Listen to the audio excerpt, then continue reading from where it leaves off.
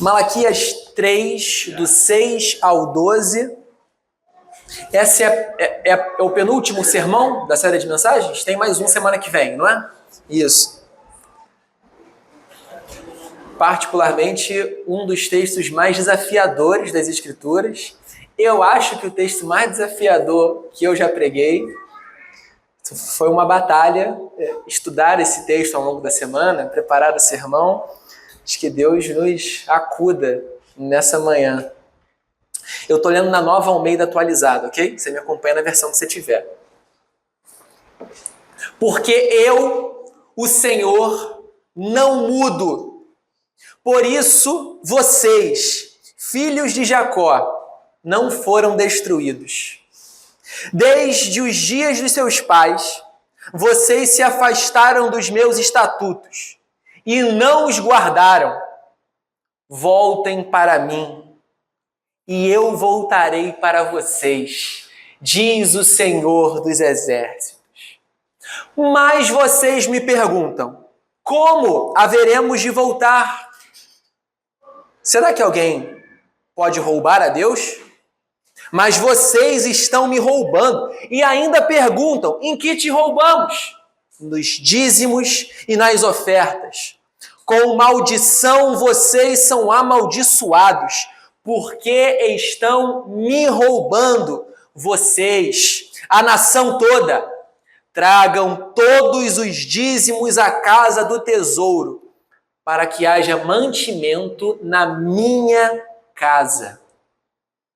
Ponham-me à prova nisto, diz o Senhor dos Exércitos, se eu não lhes abrir as janelas do céu e não derramar sobre vocês bênção sem medida.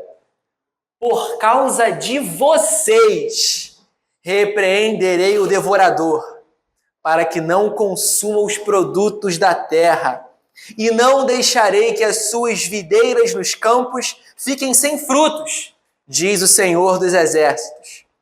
Todas as nações dirão que vocês são felizes, porque vocês serão uma terra de delícias, diz o Senhor dos Exércitos. Até aqui a palavra do Senhor. Mantenha a sua Bíblia aberta, você pode se sentar. Vamos começar com um rápido exercício de imaginação, ok? Imagina comigo uma mesa. Um homem está sentado em posição de destaque. Outros 12 homens estão ao redor da mesa.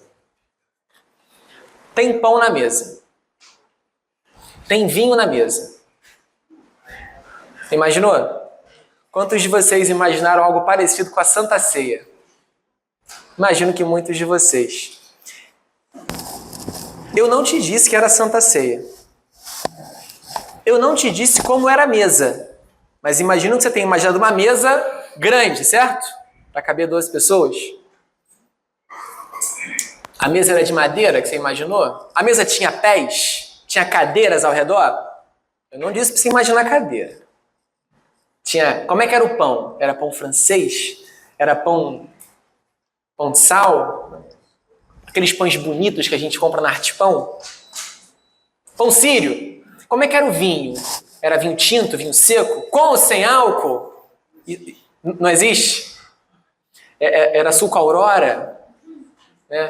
Eu chamava quando era criança de suco sabor Santa Ceia, quando era criança. Qual era o recipiente que estava o vinho? Garrafa de vidro? Aqueles odres de barro? Eu te dei um comando para você imaginar. E você imaginou a partir das próprias imagens que você tinha na mente. É assim que a gente lê textos. Sempre que a gente vai para um texto, a gente lê o que a gente está lendo. Isso serve para qualquer texto que a gente lê. A gente vai para um texto com os nossos pressupostos, com imagens que a gente já carrega para a leitura. Do contrário, você não conseguiria ler.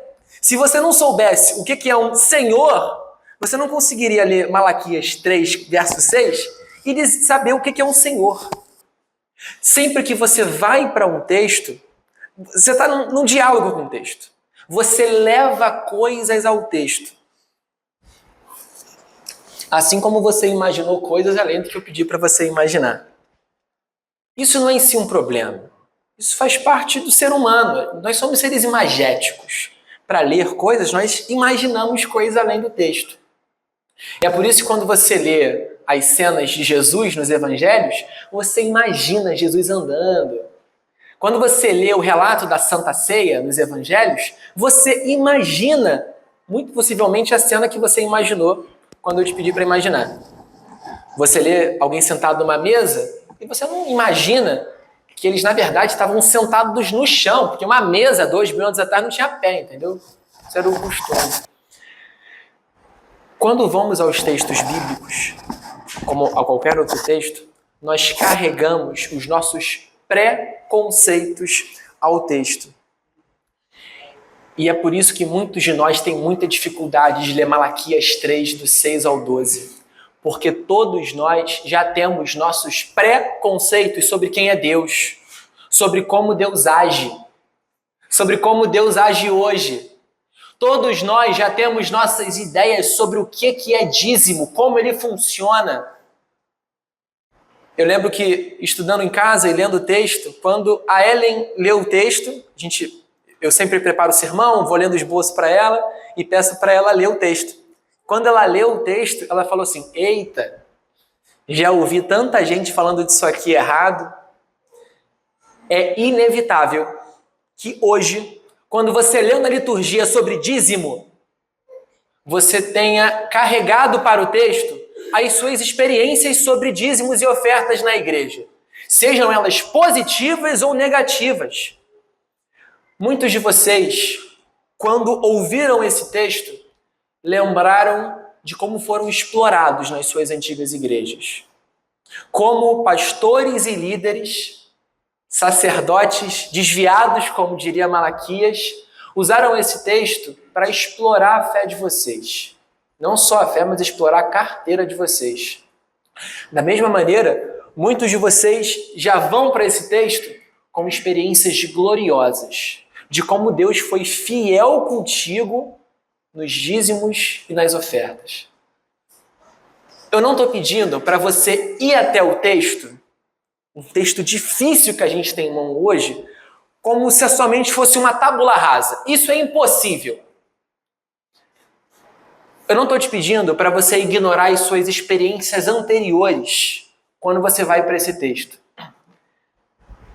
Mas o convite de Malaquias para você hoje, ou melhor, o desafio de Malaquias para você hoje é confrontar os seus preconceitos. Malaquias hoje quer redefinir muitos dos seus conceitos sobre dízimos.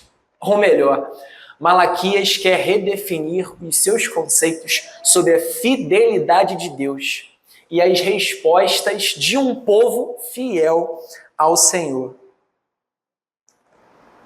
Permita-se ser hoje desafiado pelo profeta. Permita-se imaginar coisas novas. Permita-se ser moldado por Deus. Com Malaquias 3, do 6 ao 12, um dos textos mais difíceis de toda a Bíblia. Malaquias é o último livro do Antigo Testamento, de acordo com o ordenamento cristão. Isso é assim porque Malaquias está num período pós-exílico, ou seja, se a gente for pensar em um panorama da história de Israel, me deem licença, os que já conhecem de cor e salteado a história de Israel, me dirijo aqui aos visitantes, aos novos na fé, a gente tem 2 testamentos na Bíblia, certo? O Novo Testamento, a história de Jesus e do povo de Deus depois de Jesus, e o Antigo Testamento, a história do povo de Deus antes de Jesus. No Antigo Testamento, o povo de Deus vive com uma profecia. Um dia, Deus virá em carne na terra. O próprio Deus virá à sua criação para restaurar todas as coisas.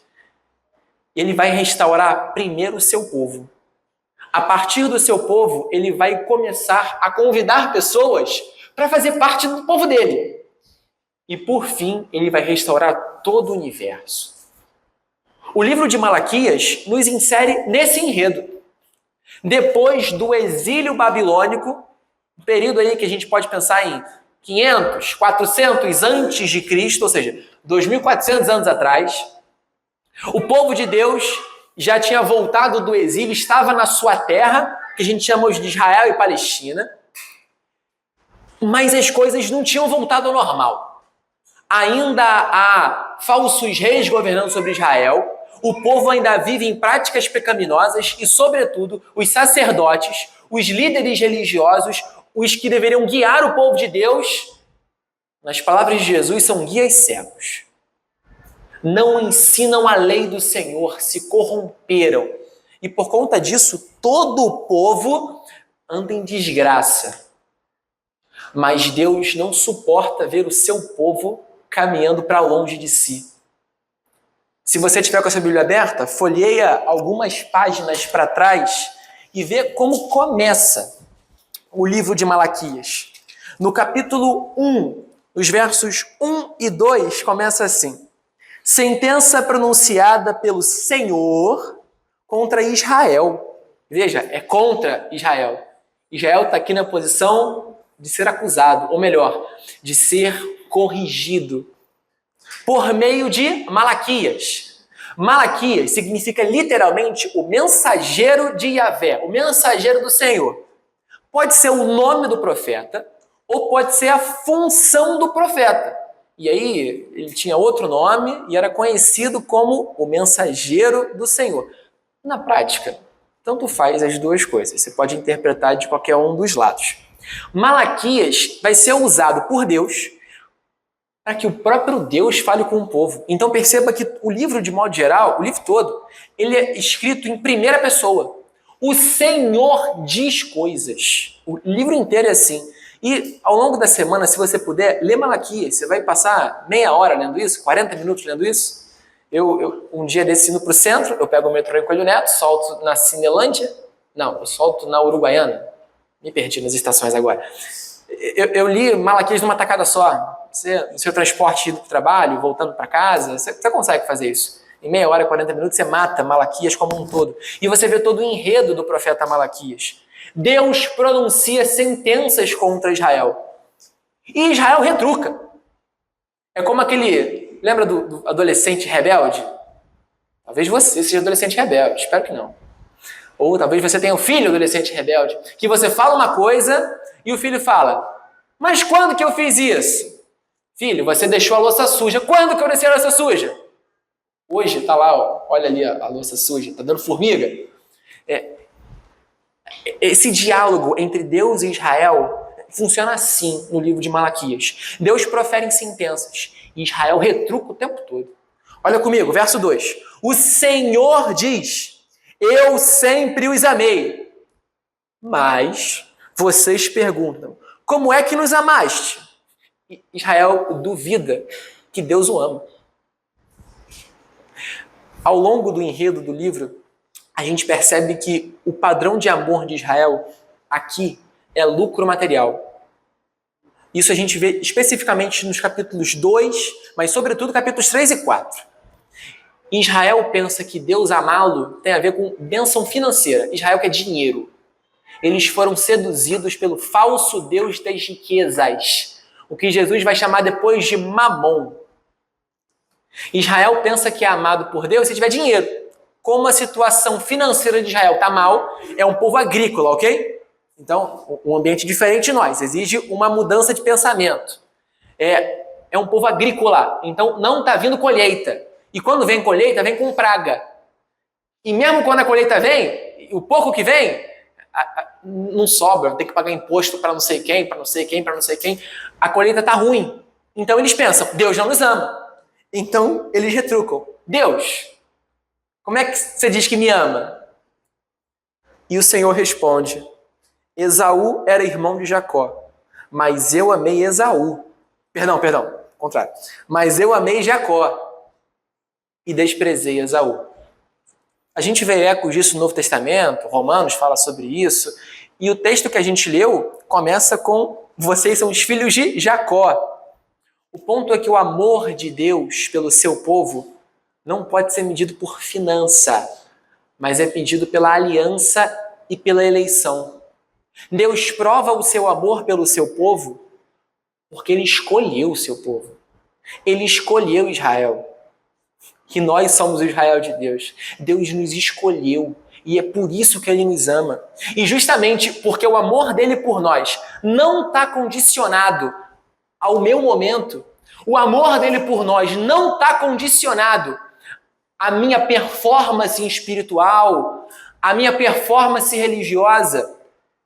Deus é livre para, por causa do seu amor por mim e por você, me corrigir e te corrigir. O tempo todo, Deus está corrigindo o seu povo por meio dos seus profetas. Ele fez isso por meio de Malaquias.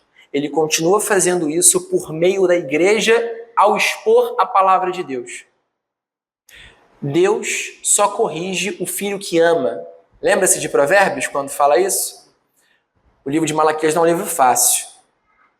O livro de Malaquias é cheio de correções, mas Deus só corrige o filho que ama. Se Deus te corrigir nessa manhã, saiba que é um sinal do seu amor.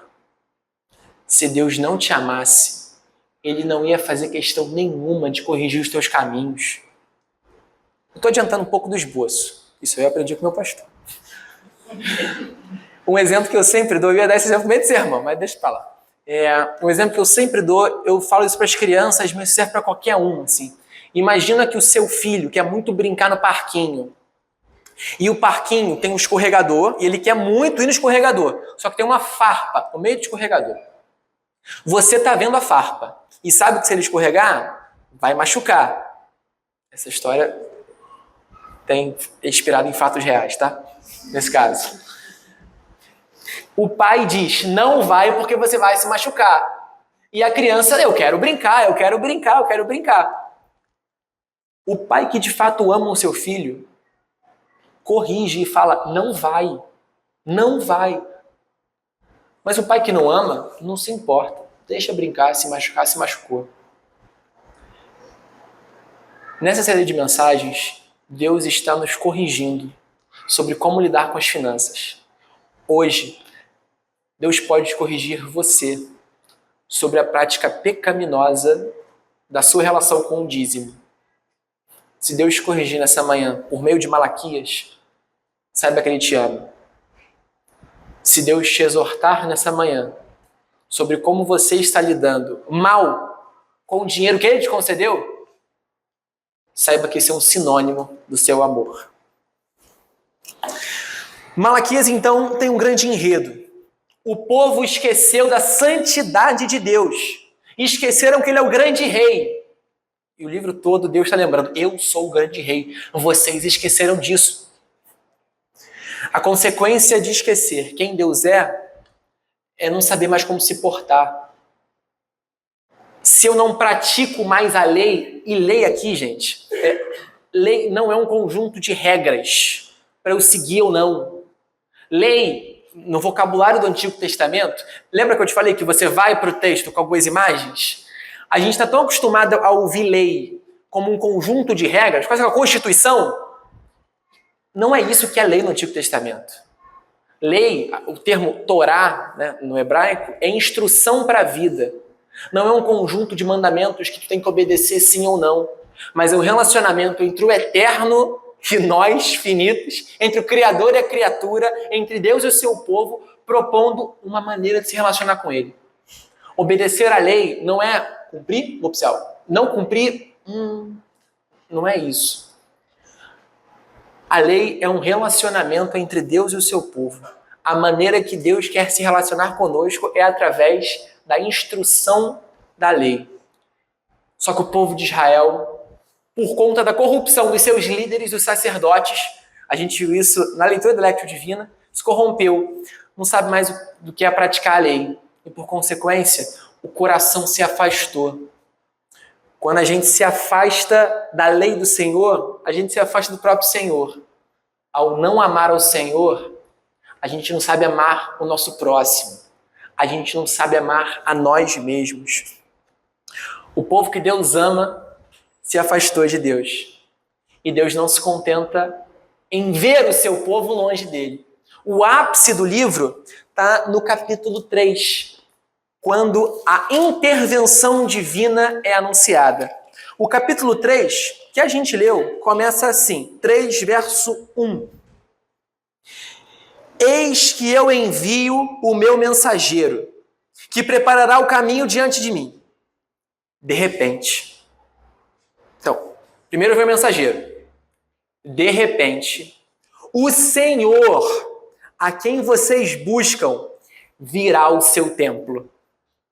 E o mensageiro da aliança, é um paralelismo aqui, tá? Senhor e mensageiro da aliança, a mesma pessoa. O mensageiro da aliança, a quem vocês desejam, eis que ele vem, diz o Senhor dos exércitos. A grande esperança aqui é o seguinte: Israel voltou do exílio. Israel está na sua terra natal agora. Só que Deus não voltou. O templo foi reconstruído, mas a presença de Deus não está no templo.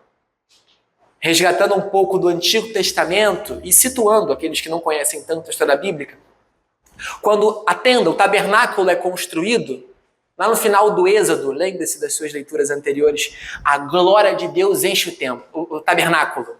Tem um êxtase ali, todo mundo sai adorando. Quando o templo em Jerusalém é construído pela primeira vez, o Espírito Santo entra naquele lugar e é quase um Pentecostes em miniatura. Quando o segundo templo é construído no pós-exílio, você não tem isso. Deus não voltou para o seu templo. A esperança aqui é que Deus vai voltar. E Deus vai preencher a glória dele no templo dele, e aí sim o exílio vai acabar de vez. Essa é a grande esperança. Mas quando isso acontecer, aí olha comigo o verso 2. Quem poderá suportar o dia de sua vinda? Vocês querem mesmo que Deus venha? Tu vai aguentar isso? Você vai aguentar a presença fulminante de Deus diante de você? Quem poderá subsistir quando ele aparecer? Porque ele é como o fogo do ourives e como o sabão dos lavandeiros. Ele se assentará como derretedor e purificador da prata. E aqui está a nossa esperança. Ele purificará os filhos de Levi, isto é, os sacerdotes. O grande problema é que os sacerdotes se desviaram. A nossa esperança é que Deus vai purificar os seus sacerdotes. Deus vai purificar o seu povo. E os refinará como ouro e prata. E então, o povo de Deus purificado, eles trarão ao Senhor ofertas justas. Então, a oferta de Judá e Jerusalém será agradável ao Senhor, como nos dias da antiguidade, como nos primeiros anos. O ponto central aqui, o ápice desse enredo, é o próprio Deus dizendo assim: vocês têm um problema. Vocês estão impuros. Os pecados de vocês fedem diante da minha santidade. E vocês não conseguem se lavar. Não tem sabonete. Qual que é aquele sabonete forte que tem que usar? De enxofre, não sei, sabão de coco. Não tem sabonete santo que limpe os seus pecados. Não tem nada que você possa fazer. Se Deus aparecesse com a sua glória diante de você agora, você estaria perdido. A melhor coisa que você podia fazer, sei lá, chorar, que nem o Augusto chorou agora, e sair de mansinho, sabe?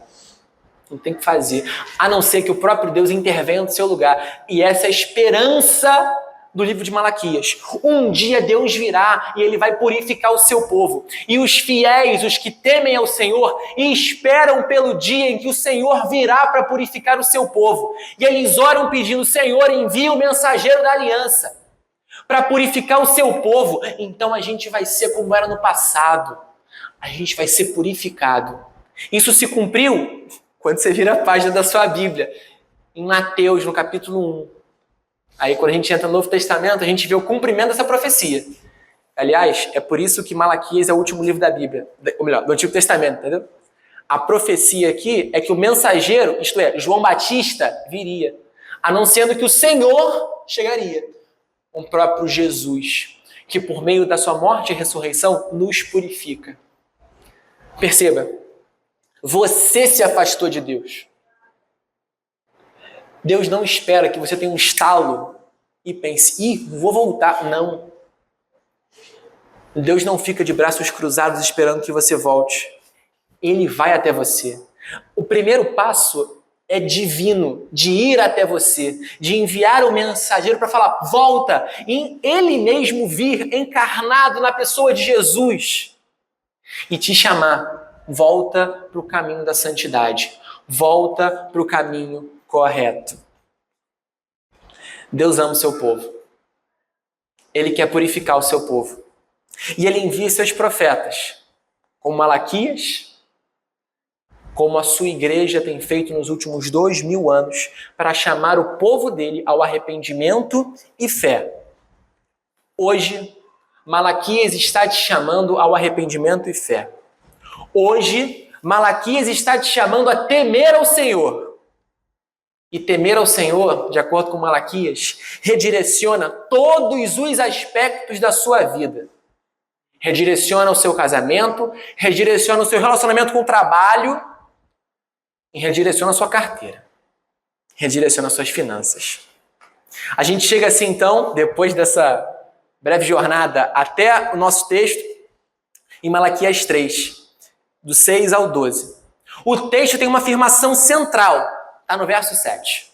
Voltem para mim, e eu voltarei a vocês. Depois que Deus se revela como eu vou vir, eu virei, Deus toma o primeiro passo. Então, diante do seu povo, o próprio Deus dá a sentença central do livro.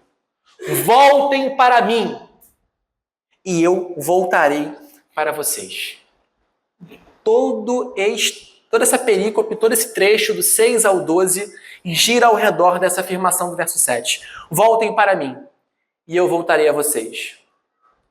O movimento desse sermão e o movimento desse texto está dividido então em 3 partes. No primeiro, a gente conhece o Senhor da aliança, o Deus fiel que a gente cantou, que nunca muda. E por isso ele pode falar, voltem para mim, e eu voltarei a vocês. Na segunda parte, a gente é confrontado com uma pergunta. O que significa voltar para Deus? E o próprio texto faz essa pergunta. Voltem para mim? Ok. Como eu posso voltar para Deus? E o texto responde. Num terceiro momento, a gente tem uma outra pergunta. Como Deus vai voltar para mim? E Deus também responde. Dos versos 6 ao início do verso 7, a gente tem então Yahvé, o Senhor, o Deus da aliança, que não muda. Veja, como a gente falou aqui, e aí acompanha comigo no seu texto. Eu, o Senhor, não mudo. A gente cantou isso. Nunca mudaste, tu nunca faltaste. Tal como eras, tu sempre serás. A gente cantou isso. A gente canta aqui a própria Escritura. O Senhor não muda. Ele é o Deus da aliança. Percebe que o Senhor aí está em caixa alta na sua Bíblia? Isso aqui é um nome de Deus. É o tetragrama no hebraico, Yahvé. Isso aqui não é só, é um Deus qualquer. Não é um Deus qualquer. É o Senhor. É o Deus que se revela. É o Deus que dá o seu nome a ser conhecido. É um Deus que tem história com o seu povo. Eu não mudo. E é por isso que vocês, filhos de Jacó, não foram destruídos. Lembra lá no início do livro, quando ele falou, eu amei vocês. Tinha Esaú e tinha Jacó. Eu escolhi amar Jacó e não Esaú. Na história bíblica, Esaú era o primogênito, ele deveria ser amado pelas leis naturais. Mas a eleição de Deus faz com que ele ame o pobrezinho lá do Jacó. Deus tinha muitos motivos para não te amar. Você não oferece muitas coisas boas para Jesus. Aliás, Deus tinha todos os motivos do mundo para não te amar. Mas o amor dele não está condicionado a você, entende? O amor dele por você está condicionado à sua aliança. Isso é maravilhoso. Ele me ama independente de mim. Isso quer dizer que ele me ama de verdade. E é por isso que vocês, filhos de Jacó, vocês, Igreja Presbiteriana de Esperança, ainda não foram destruídos. O amor dele por nós está condicionado ao amor dele por Jesus. E é por isso que ele ainda não nos fulminou. No juízo que virá, ele vai fulminar todos os que persistem na prática do pecado. Malaquias é muito explícito em relação a isso. É só você continuar lendo. O verso 5 diz isso logo anterior, né? Virei até vocês para juízo, verso 5 anterior. Mas ele ainda não veio para nós com juízo.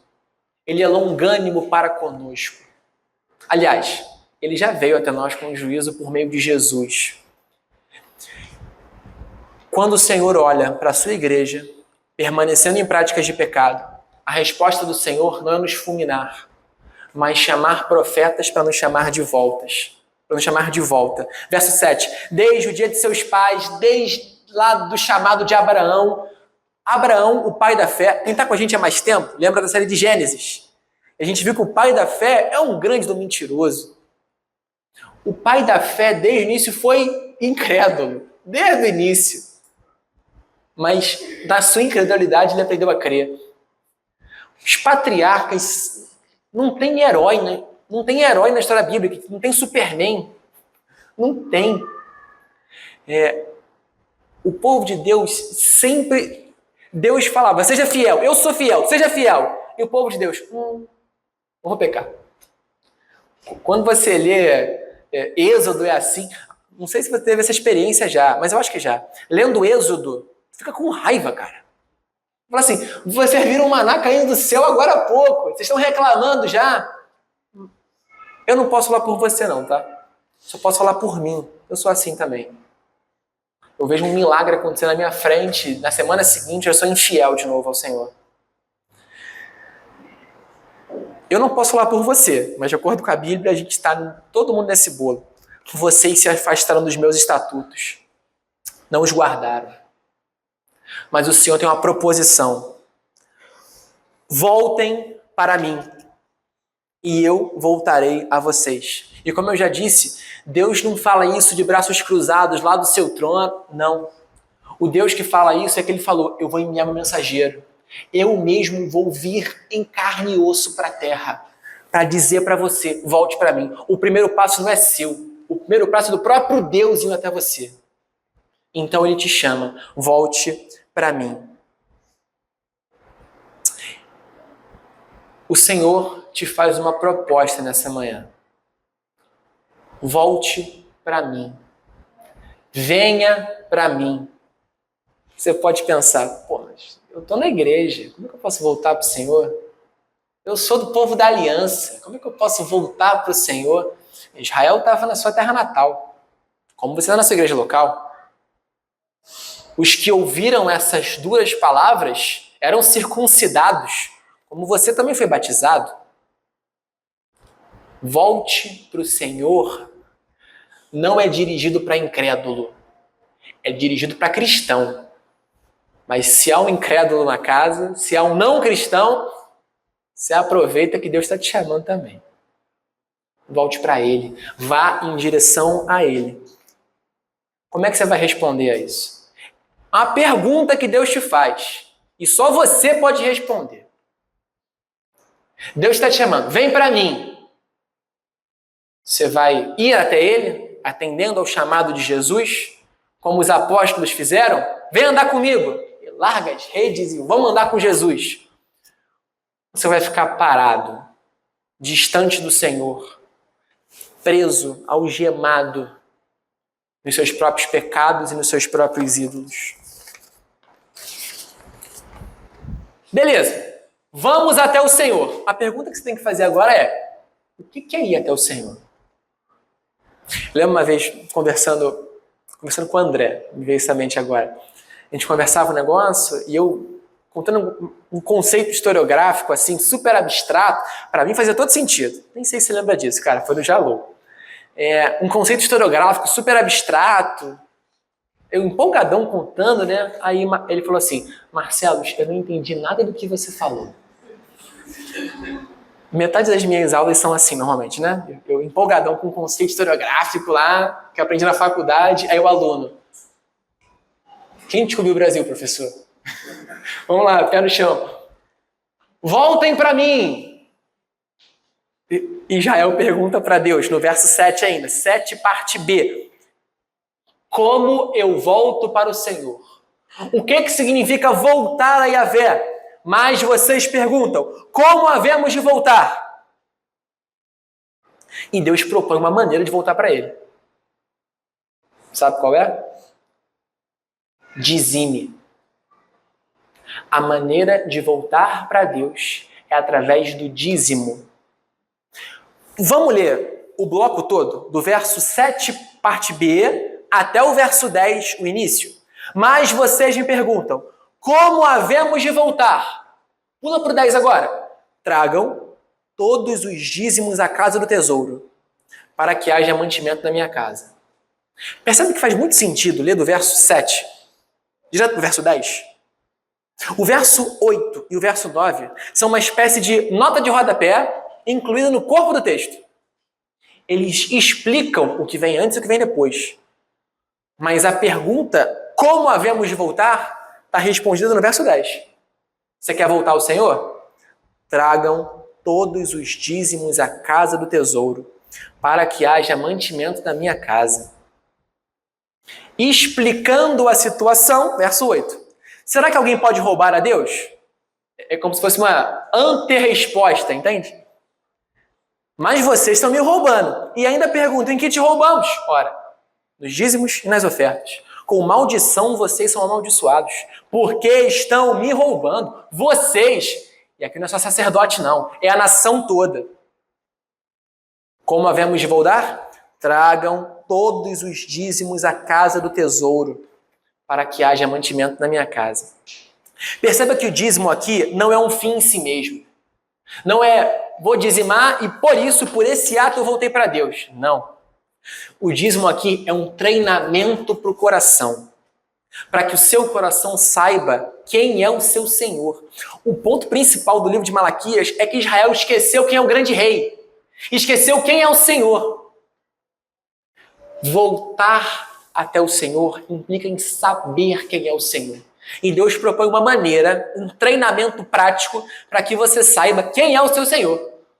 O dízimo, ofertar as primícias ao Senhor, como a gente lê na liturgia de hoje, direciona o teu coração para servir o que realmente importa. A Deus em primeiro lugar e não as riquezas. A buscar o reino de Deus em primeiro lugar. E não o lucro, e não o seu próprio prazer. Na prática do dízimo, o nosso coração é moldado para ir até Deus.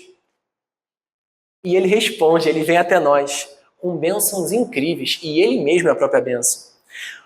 O ponto é que o dízimo direciona o nosso coração a Deus. E como consequência, todas as nossas finanças são reordenadas. O dízimo, o Israel não está aqui, né? O Israel foi dar aula para as crianças hoje? É. Mas a gente teve uma aula aqui na semana passada sobre como lidar com as finanças. Tá? O dízimo é o início do seu planejamento financeiro.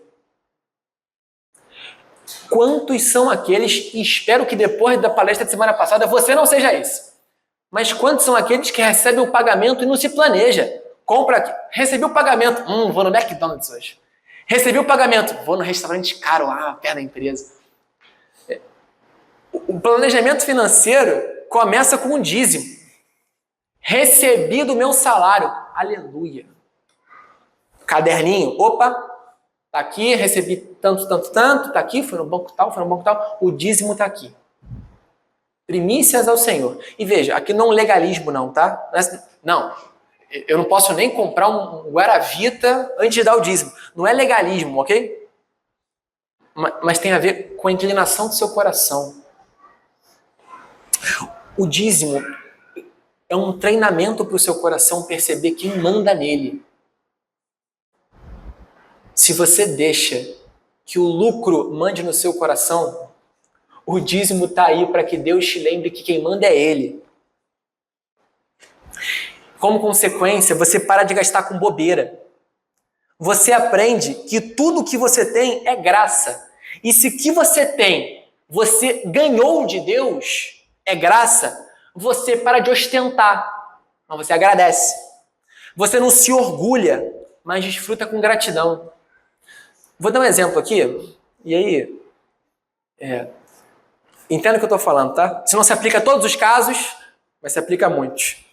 É o camarada que gosta tanto do carro dele, tanto, que segunda-feira de manhã o prazer dele é tirar aquela foto no volante, sabe assim? Oh, meu carro. Veja, nem sempre, mas quase sempre, o teu objetivo é provar para si mesmo: eu batalhei, eu conquistei, eu consegui o meu carro, e esse carro é meu, e não é mais de ninguém. Foi Deus que te deu, meu amigo. Ele pertence ao Senhor antes de pertencer a você. Você é o locatário, não sei se esse é o termo certo, os doutores da casa me ajudam. O bem não é seu, o bem é do Senhor. E você administra o bem do Senhor.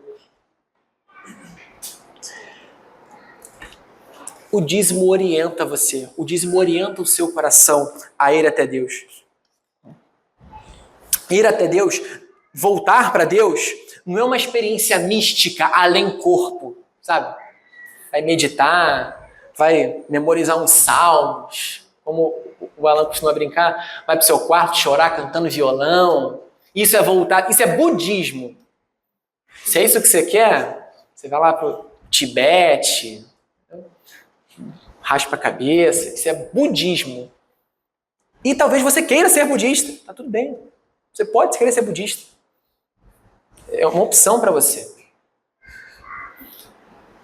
O cristianismo, a religião cristã, a religião do Deus que não só morreu em corpo, mas que ressuscitou em corpo, ele é material. Servir a Deus e voltar a Deus tem a ver não só com o seu coração, mas com a sua carteira. Ou melhor, voltar a Deus com o seu coração se dá por meio, de acordo com Malaquias, da sua carteira. Nos versos 8 e 9, Deus propõe uma série de perguntas que nos explicam melhor essa ideia. Olha aí, verso 8. Pode alguém roubar a Deus? Bem, numa esfera meio espiritualista demais da coisa, como é que eu vou roubar a Deus? Roubar tem a ver com um furto material. O que eu posso fazer roubar a Deus? E Deus responde, pode. E muito possivelmente você rouba a Deus. Vocês estão me roubando e ainda são cínicos de perguntar em que eu estou roubando a Deus? Lembra do adolescente cínico? Eu era um pouco assim também. Acho que muitos de nós fomos. Vocês estão me roubando nos dízimos e nas ofertas. E com maldição vocês são amaldiçoados, porque estão me roubando. Você poderia me perguntar, que tipo de Deus é esse que está tão preocupado com 10% do meu salário? Lembra que eu te falei que a gente vai até o texto com nossas imagens sobre Deus? Você tem imagens sobre Deus na sua cabeça, que você forjou pela sua experiência de vida, pela sua vivência na igreja. Só que muitas vezes a Bíblia confronta as falsas imagens de Deus que você tem.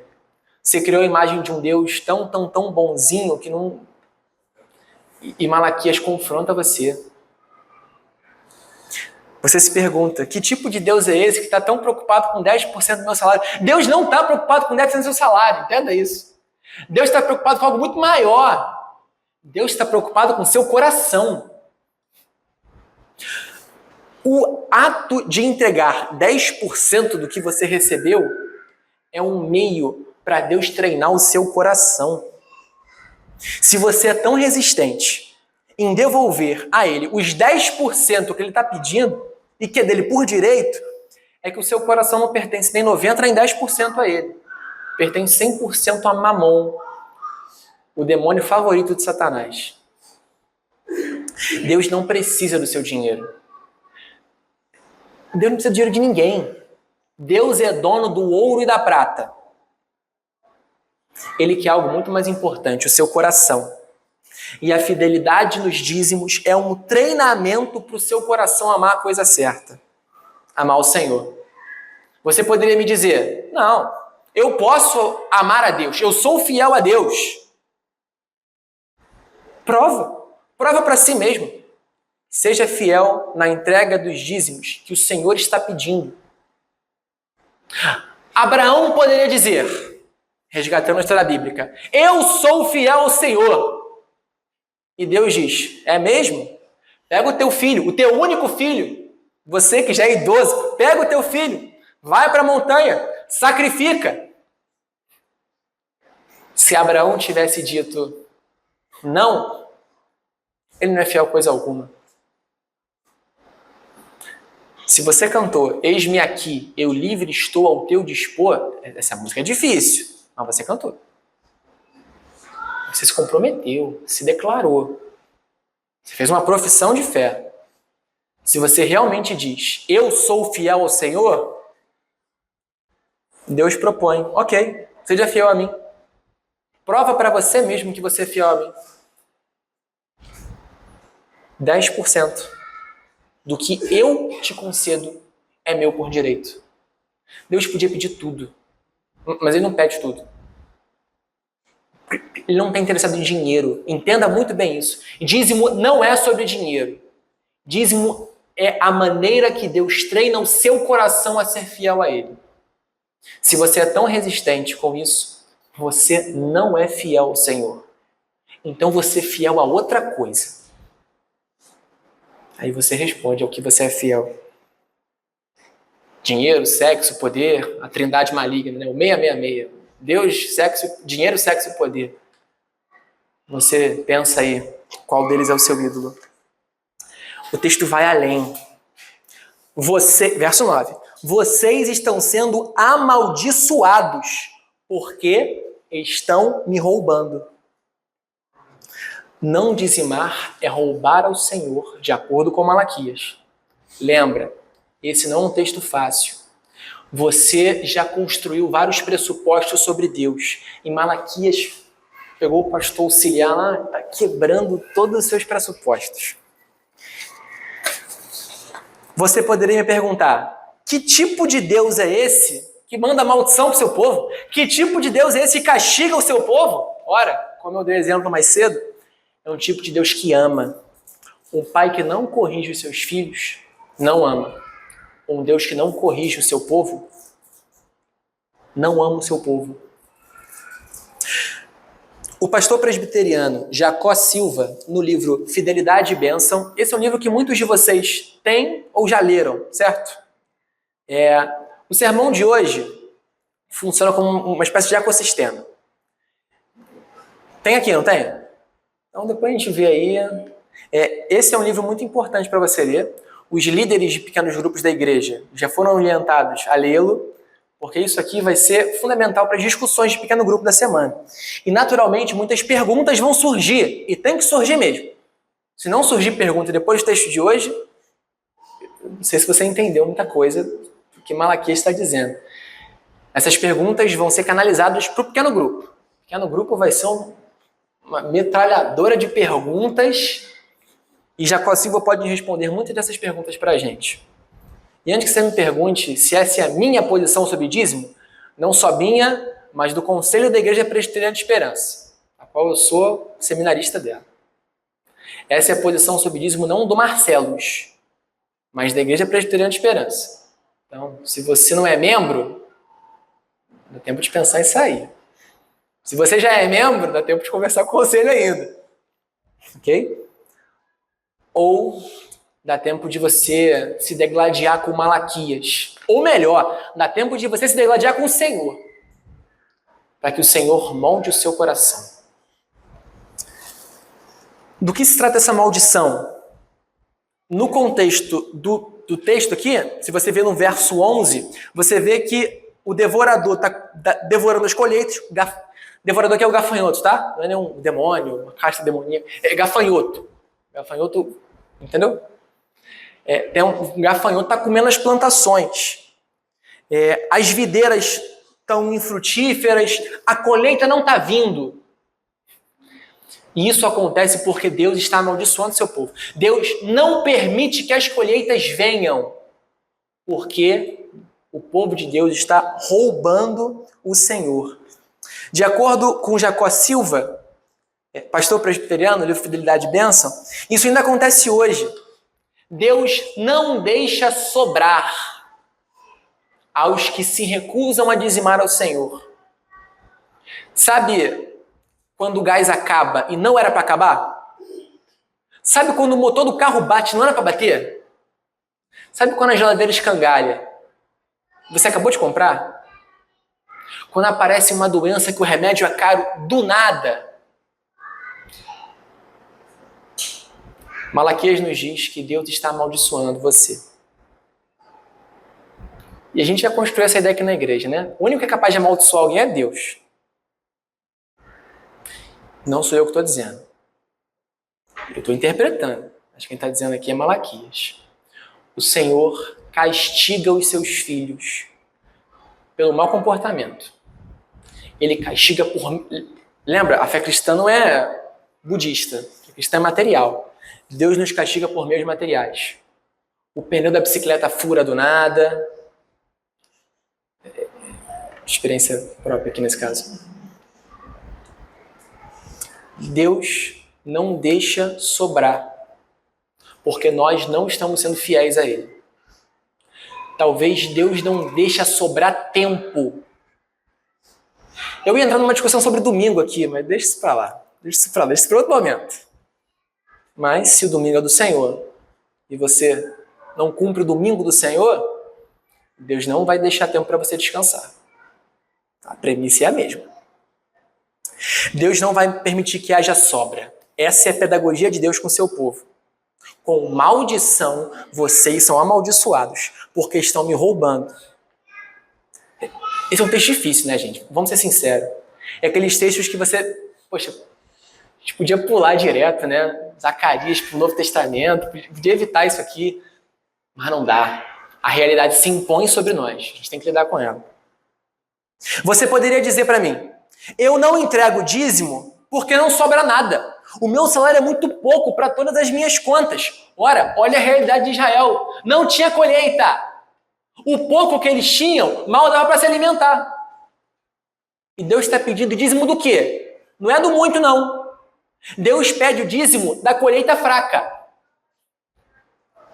Para que pedagogicamente o coração de Israel saiba que quem traz a colheita é o Senhor. Deus não pede dízimo de quem ganha 20 mil para cima. Deus pede dízimo da sua bolsa da faculdade. Deus pede dízimo do salário mínimo. Para que você perceba que tudo que você tem pertence ao Senhor.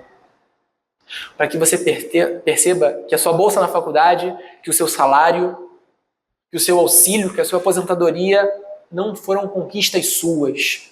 São conquistas do Senhor e presentes do Senhor para você. A força de Malaquias continua. Você está roubando a Deus. O dízimo não é do que sobra. Deus não vai deixar sobrar. Dízimo é das primícias. A primeira coisa é separar o dízimo. E a promessa é, eu não vou deixar faltar. O saco vai parar de ficar furado.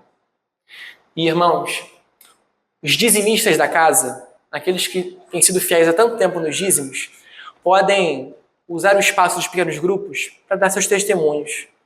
Irmãos, como é gracioso ver que Deus não deixa faltar nada. Como é gracioso depositar o dízimo e no final do mês ver que o dinheiro sobra e você não sabe como está sobrando. Irmãos,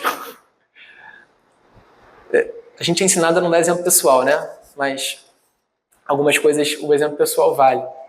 Do ano passado para cá, eu perdi uma escola que eu gostava muito de trabalhar. Muito mesmo. Eu gostava muito da aula daquela escola. E o contrato terminou, a escola decidiu não ter mais a turma que eu dava aula. Uma quantia significativa do meu salário se foi. E eu sou professor. Você entende que a faixa salarial é uma das mais altas. E o meu filho estava na barriga. Temores surgiram. Em janeiro eu fiquei, eu tenho que arrumar um lugar novo, e vai.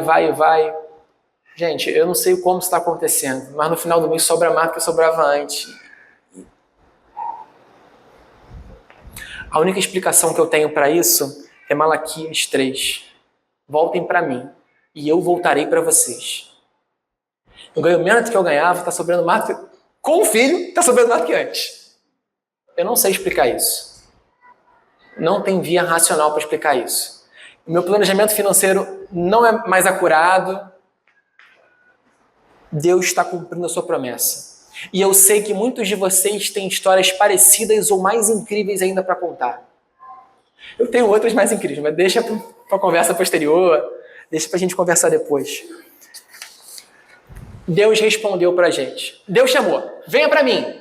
Deus respondeu, você vai vir para mim por meio dos dízimos, porque através do dízimo seu coração vai ser moldado. Como Yahvé voltará para mim?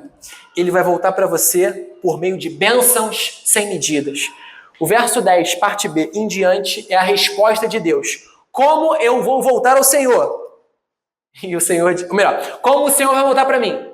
E Deus responde, ponha-me à prova nisto, diz o Senhor dos Exércitos, se eu não lhes abrir as janelas do céu e não derramar para vocês, sobre vocês bênção sem medida. Perceba, Deus não está te prometendo o emprego dos sonhos, Deus não está te prometendo o carro do ano, Deus não está te prometendo promoção, Deus está te prometendo bênção sem medida. E quem abençoa? Responde aí, gente, por favor. Quem abençoa? Então, quem define o que é bênção? Não é você que define o que é a bênção que você vai receber. É Deus que define. A bênção é sob medida para você. Tirar essa frase do contexto já era para mim, né? Cuidado nos cortes, profissional da mídia. As bênçãos de Deus são personalizadas, entende? Talvez a bênção de Deus para você seja um trabalho que você receba menos, mas que tenha mais tempo com a família. No final das contas, eu ganhei um dia com a minha família. E como isso é prazeroso, como isso é gostoso. Talvez bênção para você seja um carro que consuma menos gasolina. Então vai sobrar mais no final do mês. Talvez bênção para você seja parar de comer em restaurante caro. Passar a comer só em casa. Mas olho no olho com a sua esposa. Olho no olho com os seus filhos. Bênção não é necessariamente financeira. A bênção é o próprio Deus. Ponham-me à prova. Gente, isso aqui desafia tudo que a gente já construiu sobre Deus. Aqui, Deus se permite ser testado. É como se Deus falasse assim, fala duvido. Entendeu? Deus fala, eu vou te abençoar. Fala duvido. Só que a gente não consegue, porque Deus vem com as bênçãos. Jacó Silva, comentando esse texto, fala o seguinte, faça esta prova, está na página 39 do livro. Faça esta prova. A partir de hoje, eu vou ser dizimista fiel. Quero ver se Deus vai cumprir o que ele prometeu aqui. Agora, se ele não cumprir e você fizer a experiência corretamente, você tem o direito de rasgar a sua Bíblia e não voltar mais à igreja, porque é mentira. E a gente não precisa andar atrás de mentira. Mas Deus não mente, não engana ninguém, ele não brinca e ele cumpre o que promete. Pela minha experiência, eu posso dizer, ele cumpre. E eu sei que muitos de vocês podem dizer o mesmo. Ele cumpre o que promete. Mais uma experiência e a gente começa a caminhar para encerrar. Faz 2 semanas, Ellen, que a gente foi para Teresópolis. A gente passou um fim de semana inteiro. Ellen já está rindo porque sabe o que eu vou contar. Foi a primeira viagenzinha do Augustus. Viagem. Subiu a serra, assim, só para fugir de uma festa lá da rua. Eu te contei, do ano passado para cá eu perdi uma escola. Eu pensei que as coisas iam ficar apertadas. Eu consegui levar minha família para viajar. A gente foi numa pousadinha em Teresópolis. Tá, não foi uau! Mas foi uma pousada muito gostosa. No primeiro dia, à noite, a gente foi numa pizzaria. Uma pizzaria linda, tinha um piano atrás, minha esposa maravilhosa na minha frente, meu filho no colo dela, uma pizza maravilhosa na minha frente. Eu comecei a chorar enquanto comia. Porque eu percebi que nada daquilo era conquista minha, sabe? Tudo era bênção. Se eu estava ali, é porque Deus me abençoou com aquilo. Eu não batalhei para ter aquilo. Eu fui fiel a Deus. E eu atendi a fidelidade de Deus quando Ele botou no lugar que era para estar. Ele já me colocou em umas escolas bem ruins, mas foi Deus que me colocou lá. Ele me colocou numa escola boa e foi Deus que me colocou lá. Eu não tenho formação pro lugar... Entende? Eu sou graduado em História, eu não sou doutor em História. Eu concorri com gente que era doutor. E eu tô lá, o Marcelo, só bacharel em História, dando aula. Eu tô onde eu tô porque Deus me colocou lá. Eu trabalho onde eu trabalho porque Deus me colocou lá. E sobra o que sobra porque Deus está fazendo sobrar. Deus está cumprindo a promessa que Ele fez por meio de Malaquias ao seu povo. Provai-me nisso. Eu não preciso colocar Deus à prova, porque Ele já cumpre. Eu só desfruto de Deus. Provai e vede que o Senhor é bom. Salmo 34. A gente pode amar ou odiar esse texto. Esse texto pode ser amado por aqueles que leem só o verso 10 em diante. Já percebeu que muitos de vocês nunca leram esse texto do verso 6? É só do verso 10 em diante? Os momentos de ofertório começavam, né? Tragam todos os dízimos. Ou então começava do verso 8, que era meio apontando o dedo assim. Vocês estão roubando a Deus. Então, traz aqui. Talvez você já foi aquele que conduziu o povo nesse momento. Muitos amam esse texto porque trabalham com Jesus como se fosse um Jesus bet, sabe? Você aposta na casa Jesus bet e espera que a odd venha alta. E aí, quando vem, de vez em quando, a galera ganha as apostas, né? Você, ganhei! E continua. É trízimo agora! Agora eu vou dar meu carro, porque eu estou esperando um carro do ano. E aí a casa de apostas Jesus bet pega tudo. Jesus não é casa de aposta. Dízimo não é investimento. Até o Ministério da... Agora está falando isso, né? Apostas não é investimento. Dízimo não é investimento. Dízimo é treinamento para o coração. Para o seu coração saber para quem pertence. Muitos amam esse texto porque olham para Jesus esperando retorno financeiro e não um relacionamento fiel com o seu Salvador. Outros odeiam esse texto porque perderam tudo na Jesus bet. Deram não só o dízimo, que Deus requer como santo, mas deram tudo o que tinham. E Jesus nunca pediu nada. Foram os falsos sacerdotes, como Malaquias diz, como Jesus chamava de guias cegos, e existem até hoje, que te explorou e usou falsamente a Bíblia Sagrada para roubar tudo de você. Se é o seu caso, o ódio a esse texto tem muito sentido. Ele foi um meio que você foi explorado. Malaquias te chama hoje a reconsiderar quem Deus é. Deus é fiel. Seja fiel em resposta. As perguntas vão ficar... Certamente surgiram dúvidas. O dízimo vale no Novo Testamento? Vale, tá? Já te adianto que vale. O dízimo era para ser entregue na casa do tesouro. A casa do tesouro é o templo. Não tem mais templo, não tem mais sacerdote, não tem mais oferta. Então a gente tem que continuar dando dízimo? Tem. Mas essas perguntas vão ser respondidas melhor no pequeno grupo. Tá? Eu só te convido a ver de novo o verso 6. Olha o verso 6. Porque eu, o Senhor, não mudo. Por que ele haveria de mudar o seu padrão de contribuições financeiras do seu povo? No Novo Testamento, a gente vê que a igreja continua tendo obrigações financeiras com os seus ministros. O apóstolo Paulo dá uma bronca aos coríntios, porque os coríntios não contribuíram com ele.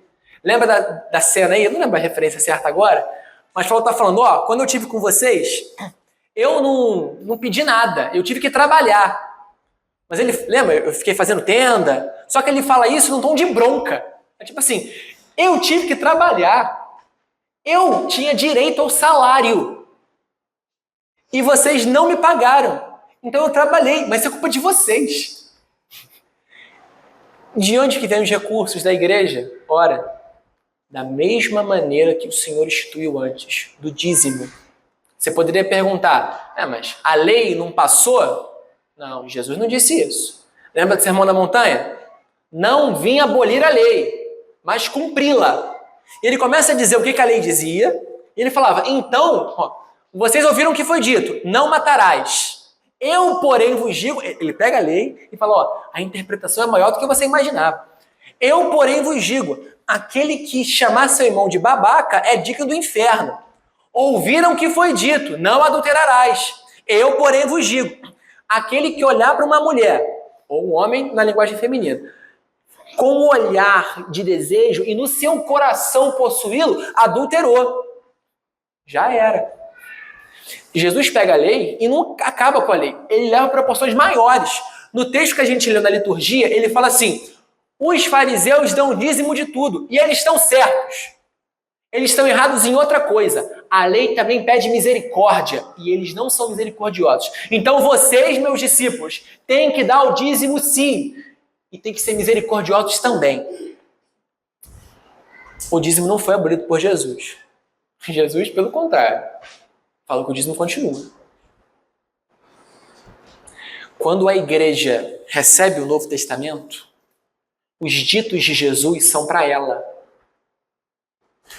Quando Jesus diz que as leis alimentares foram abolidas, é para ela.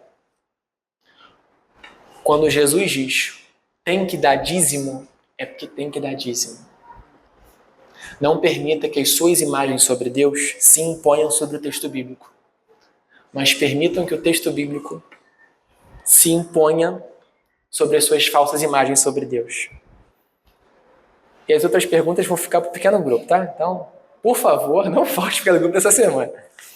O ponto central, para a gente finalizar, é que o dízimo liberta o seu coração da falsa narrativa da conquista. Frases como: eu batalhei muito para chegar até aqui. Eu fiz por merecer tudo que eu tenho. Fui eu quem trabalhei para construir tudo isso aqui. Foram produzidos no departamento de marketing do inferno, gerido por Mamon. Só que tantas vezes essas frases estampam o nosso coração e saem pela nossa boca. É por isso que, por vezes, conversar com algumas pessoas se sente cheiro de enxofre. O próprio inferno sai da boca das pessoas que amam tanto dinheiro, que idolatram o seu trabalho. E tudo é eu conquistei, eu consegui. Desculpa bonitinha para ser egoísta, para ser mesquinho. A narrativa de Jesus é outra. Tudo que eu tenho foi Deus que me deu. Você lembrou da música, não lembrou? A minha família foi Deus que me deu. O meu trabalho foi Deus que me deu. Aí, dá pra gente tocar depois? Não, deixa pra depois, deixa pra... Repara no que a gente ora no Pai Nosso. Irmão Lázaro. É do irmão Lázaro, não desse Lázaro, do irmão Lázaro essa música. Essa minha infância pentecostal me ensinou. Percebe o que a gente ora no Pai Nosso? O pão nosso de cada dia nos dai hoje. Não é o pão nosso de cada dia eu vou conquistar hoje. O pão nosso de cada dia eu vou fazer hoje. Não. Você recebe o pão diário como os israelitas recebiam o maná. Tudo o que você tem, você recebe da mão de Deus. A narrativa do mundo é a independência. A narrativa de Jesus é a dependência. E o dízimo treina o seu coração para depender de Deus. Os israelitas não tinham colheita aqui em Malaquias 3. E Deus pede o dízimo. Para que eles aprendam que a colheita não vem da força do seu braço, mas do Senhor que dá os nutrientes para a terra e que dá a chuva. O seu salário não depende de você, depende de Deus. O seu sustento mensal não depende de você, nem os autônomos. Os autônomos, o seu salário mensal não depende de você, depende de Deus. Quando você perceber isso, você vai parar de tentar fazer horas extras, deixar de dormir, trabalhar fim de semana, faltar culto, faltar o domingo do Senhor. Na lógica do dízimo, de não dar ao Senhor o que é dele por direito, você trabalha tanto, e continua vazando. Por quê? Porque você não dá o tempo do Senhor. Autônomos, o seu salário mensal é do Senhor. Os CLTs estão mais acostumados a saber disso. No dia certo lá, quando vem no dia certo, né? Quando atrás é triste. Seu salário, o teu patrão é usado pelo Senhor. Autônomos, o Senhor paga vocês diretamente. Aprende a confiar nele. Quer aprender? Dízimo. O dízimo vai treinar o teu coração. Quer aprender? Domingo do Senhor. O domingo do Senhor vai treinar o teu coração para perceber que não é hora extra que você faz, que não é o turno a mais que você faz, mas é o Senhor que te sustenta. Vá a Ele com o seu dízimo. Vá a Ele com a sua carteira. Vá a Ele com todo o seu coração. E Deus fala, faça a prova de mim. Ele vir até você com seu amor. Isso inclui ceder os fartos, felicidade e contentamento. Ele é fiel e generoso. Vamos orar?